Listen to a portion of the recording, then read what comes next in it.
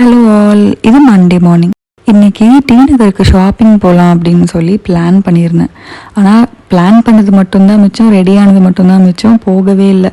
பாதி பிளான் வீட்டிலே சொதப்பியாச்சு, மீதி பிளான் வெளியில் போகும்போது சொதப்பியாச்சு. ஸோ போகாமே விட்டாச்சு, இன்றைக்கி போகவே இல்லை கடைசி வரைக்கும். சரி நெக்ஸ்ட் டைம் பார்த்துக்கலான்னு சொல்லி அப்படியே பிளானை கேன்சல் பண்ணிட்டு வீட்டிலே உட்காந்தாச்சு.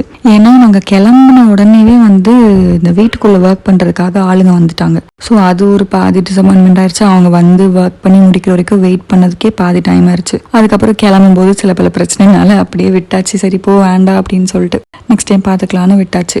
ஸோ இந்த டெய்லி ஹேர் கேர் டிப்பு சொல்லிட்டு இருக்கேன்ல, ஸோ அதில் இன்னைக்கு இந்த சிக் எடுக்கிறத பற்றி சொல்கிறேன். எப்போவுமே சிக் எடுக்கும்போது கீழே இருந்து மேலே கொஞ்சம் கொஞ்சமாக சிக் எடுத்தோம் அப்படின்னா முடி ரொம்ப டேமேஜ் ஆகாமல் இருக்கும். ரெண்டாவது, பெரிய பல் சீப்பாக யூஸ் பண்ணோம் அப்படின்னா அப்பயும் முடி ரொம்ப உடையாமல் இருக்கும். ஸோ இந்த ரெண்டு மேஜரான விஷயம். நான் என்ன ஃபாலோ பண்ணுவேன் அப்படின்னா, நான் ஆல்ரெடி சொல்லியிருந்த மாதிரி நான் கையிலே ஃபஸ்ட்டு சிக் எடுத்துப்பேன். அப்படி கையில் சிக் எடுக்க டைம் இல்லை அப்படின்னா மட்டும்தான் இந்த ஹேர் சீரம் யூஸ் பண்ணுவேன். ஸோ இந்த சீரமே பார்த்தீங்கன்னா தெரியும், ரொம்ப குட்டியாக தான் வாங்கி வச்சுருக்கேன். இது ரொம்ப மாசமாக யூஸ் பண்ணிகிட்டு இருக்கேன். எப்பயாவது ரேராக தான் யூஸ் பண்ணுவேன். ஸோ கீழே இருந்து மேலே பெரிய பல் யூஸ் பண்ணோம் அப்படின்னா முடி உடையாமல் இருக்கும். சிக் எடுக்கிறதுல நம்ம நோட் பண்ண வேண்டிய விஷயம், முடி உடையக்கூடாது, அவ்வளோதான்.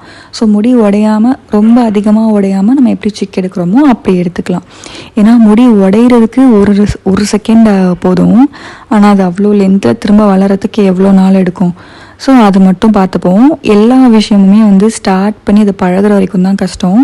எல்லாமே பழகிட்டோம் அப்படின்னா அது ரொம்ப ஈஸியாயிரும். ஹேர் மெயின்டைன் பண்ணுறது அவ்வளோ சாதாரணமான விஷயம், ஈஸின்னுலாம் சொல்லிடவே மாட்டேன். கண்டிப்பாக டைம் ஸ்பெண்ட் பண்ணணும், டைம் பொறுமையாக இருக்கணும், மெனக்கிடணும், எல்லாமே பண்ணணும். ஆனால் என்ன கேட்டால் எல்லாமே ஸ்டார்டிங்கில் தான் கஷ்டமாக இருக்கும், அதுக்கப்புறம் அப்படியே பழகிடும். என்கிட்ட நிறைய பேர் கேட்பாங்க, இவ்வளோ லாங் ஹேர் எப்படி மெயின்டைன் பண்ணுறீங்கன்னு. எல்லாமே பழக்கம் தான். ஸோ பழக பழக நம்மளுக்கு அது ஈஸியாக பழகிடும் அப்படிங்கிறது தான் என்னோட விஷயம். இப்போ எனக்கு அது பெரிய விஷயமாவே தெரியாது, ஏன்னா எனக்கு பழகிருச்சு எல்லாமே.